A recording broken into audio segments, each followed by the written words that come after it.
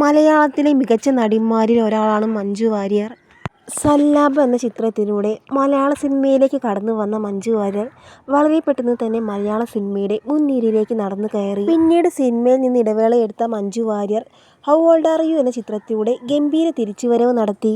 പിന്നീട് ഒരുപിടി മികച്ച സിനിമകളുടെ ഭാഗമാകാൻ മഞ്ജുവിന് സാധിച്ചു. തൻ്റെ അച്ഛൻ്റെ വേർപാടിനെ കുറിച്ച് സംസാരിക്കുകയാണ് മഞ്ജു ഇപ്പോൾ.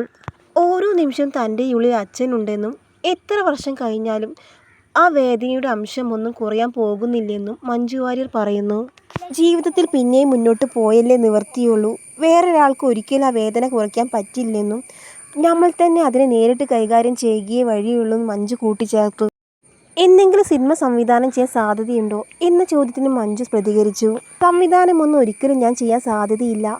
എനിക്ക് മറ്റൊരു മേഖലയെക്കുറിച്ച് ചിന്തിക്കാൻ പോലും പറ്റുന്നില്ല. ഇതൊക്കെ തന്നെയാണ് നമുക്ക് പറഞ്ഞിട്ടുള്ളൂ എന്നാണ് തോന്നുന്നത്. അതിന് നമുക്കൊരു ആത്മവിശ്വാസം വേണമല്ലോ. അതിനുള്ള ജന്മവാസം നമുക്കുണ്ടെന്നൊരു തോന്നലെങ്കിലും വേണ്ടേ? എനിക്ക് അതില്ല എന്ന് മഞ്ജു കൂട്ടിച്ചേർത്തു.